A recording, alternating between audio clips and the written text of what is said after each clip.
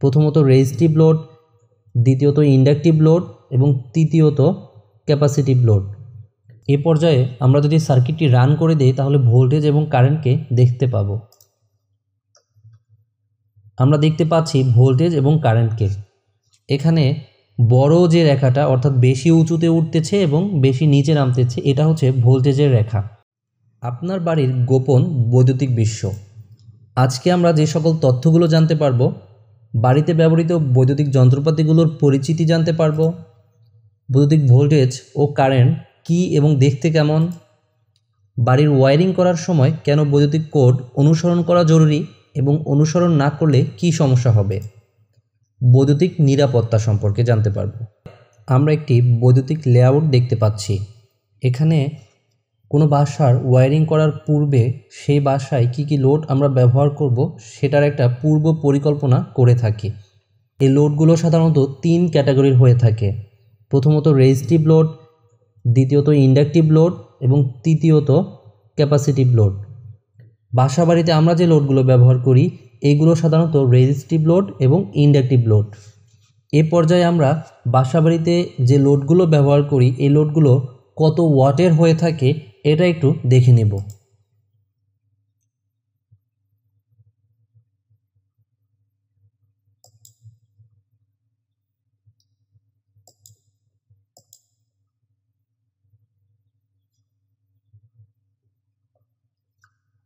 এই লিস্টে আমি বাসাবাড়িতে ব্যবহৃত সবগুলো লোডই প্রায় নিয়ে এসেছি। কোম্পানি ভেদে এক একটা লোডের পাওয়ার এক এক রকম হতে পারে। আমরা একটা বৈদ্যুতিক বর্তনী দেখতে পাচ্ছি। প্রথমে আমরা এই বর্তনীতে ব্যবহৃত যন্ত্রগুলো সম্পর্কে পরিচিত হই। আমি এখানে যে সোর্সটি ব্যবহার করেছি 240 ভোল্টের এসি বা অল্টারনেটিং কারেন্ট সোর্স। আমি এখানে ফিউজ ব্যবহার করেছি 15 এম্পিয়ার রেটিংয়ের। আমি এখানে মেইন সুইচ ব্যবহার করেছি। আমি ডিস্ট্রিবিউশন বোর্ড ব্যবহার করেছি 2টা। আমি এখানে সুইচ বোর্ড ব্যবহার করেছি 2টা, 2 রকমের লোডের জন্য। আমি একটা বাতি নিয়েছি 250 ভোল্ট 40 ওয়াটের।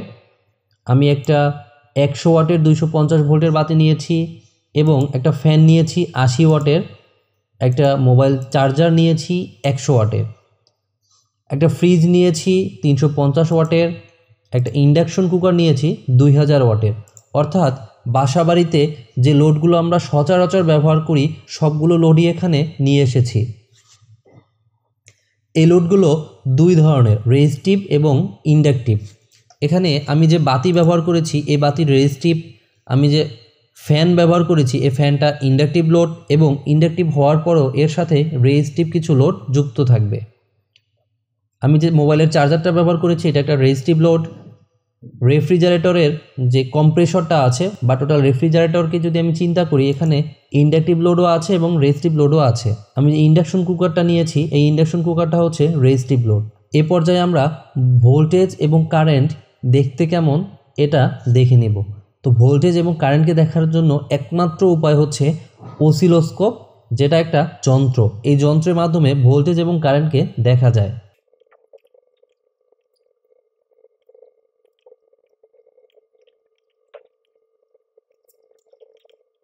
এ পর্যায়ে আমরা যদি সার্কিটটি রান করে দিই তাহলে ভোল্টেজ এবং কারেন্টকে দেখতে পাবো। আমরা দেখতে পাচ্ছি ভোল্টেজ এবং কারেন্টকে। এখানে বড় যে রেখাটা অর্থাৎ বেশি উঁচুতে উঠতেছে এবং বেশি নিচে নামতেছে এটা হচ্ছে ভোল্টেজের রেখা। বাকি রেখাটি হচ্ছে কারেন্টের রেখা। আমরা সোর্স ব্যবহার করেছি অল্টারনেটিং সোর্স। এর মানে হচ্ছে এটা সময়ের সাথে সাথে পরিবর্তিত হবে। আর এর ফ্রিকোয়েন্সি যেহেতু 50 হার্জ, তার মানে হচ্ছে প্রতি সেকেন্ডে 50 বার পজিটিভ হাফ সাইকেল হবে এবং 50 বার নেগেটিভ হাফ সাইকেল হবে এবং প্রত্যেক হাফ সাইকেলের পরে শূন্যতে আসবে, এরপরে আবার সে শুরু করবে। আপনারা সেটাই দেখতে পাচ্ছেন। তাহলে ভোল্টেজ এবং কারেন্ট এটাই যা আমরা দেখতেছি। এ পর্যায়ে আমরা সার্কিটের টোটাল পাওয়ারটা পরিমাপ করব যে কত পাওয়ার অপচয় করতেছে এই সার্কিটে। টোটাল পাওয়ার হচ্ছে 3.050 কিলোওয়াট এবং এই লোডের ভিতর থেকে কারেন্ট প্রবাহিত হচ্ছে 12.7 অ্যাম্পিয়ার। এ পর্যায়ে আমরা দেখব যে সাপ্লাই ভোল্টেজকে যদি আমি পরিবর্তন করি তাহলে আমার লোডের পাওয়ার অপচয়ের কোনো পরিবর্তন হয় কিনা।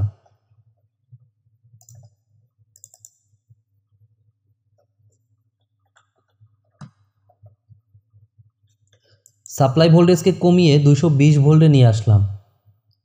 দেখতে পাচ্ছি যে লোডের পাওয়ারটা কমে গিয়েছে, অর্থাৎ লোডের ভোল্টেজ পরিবর্তনের কারণে লোডের ব্যয়িত পাওয়ার কমে এসেছে।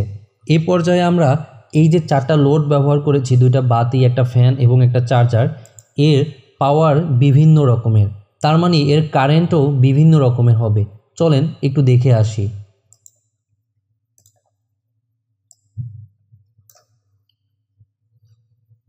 এই অসিলোস্কোপের মাধ্যমে আমরা 4টা রেখা দেখতে পাচ্ছি।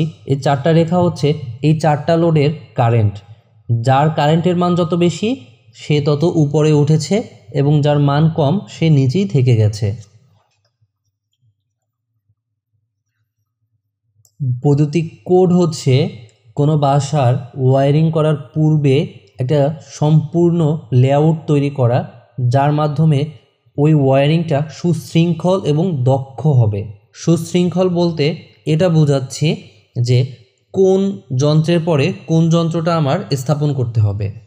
আমি যদি এই লেআউটের কথা একটু বলি, যে এই লেআউটে প্রথমে একটা মিটার নেওয়া হয়েছে, এরপর একটা মেইন সুইচ, এরপর একটা ডিস্ট্রিবিউশন বোর্ড, এরপরে সাব ডিস্ট্রিবিউশন বোর্ড এবং সাব ডিস্ট্রিবিউশন বোর্ড থেকে বিভিন্ন সুইচ বোর্ডে কানেকশন দেওয়া হয়েছে। এইটাই হচ্ছে একটা বৈদ্যুতিক কোড, যার মাধ্যমে একটা বাসার ওয়্যারিংয়ে সুশৃঙ্খল ধারণা প্রকাশ করা হয়। এই কোড না মেনে যদি আপনারা ওয়্যারিং করেন তাহলে কি কি ক্ষতি হতে পারে। এই বর্তনীতে আমরা দেখতে পাচ্ছি এক এক পাওয়ারের লোডের জন্য এক এক রকমের কারেন্ট প্রবাহিত হচ্ছে। তার মানে সহজেই বোঝা যাচ্ছে যে সব লোডের জন্য একই তারের সাইজ না, এক এক লোডের জন্য এক এক তারের সাইজ হবে।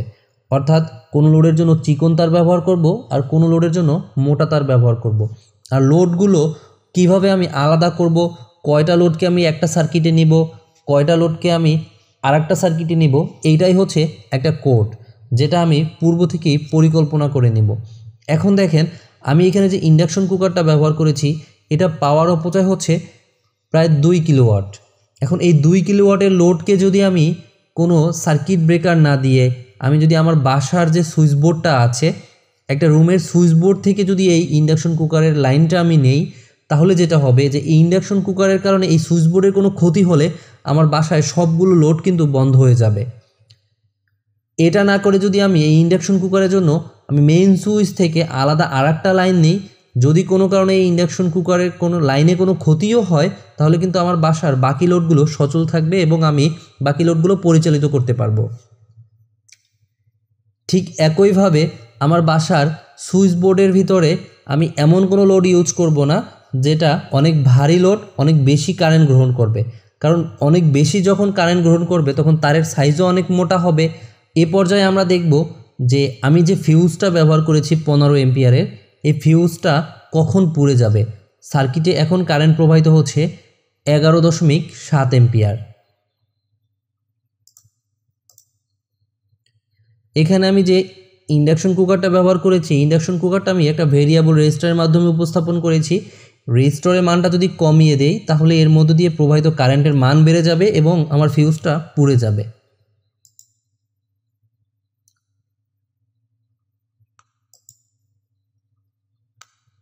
লক্ষ্য করতেছেন যে সার্কিটের কারেন্ট বেড়ে যাচ্ছে। 15 এম্পিয়ার কারেন্ট হয়ে গেছে অলরেডি। 15.16 এম্পিয়ার হয়ে গেছে।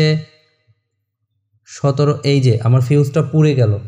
আচ্ছা, এখানে কি হয়েছে, একটা সময় নিয়েছে ফিউজটা পোড়ার জন্য। 15 এম্পিয়ারে কিন্তু সে পুড়ে যায়নি।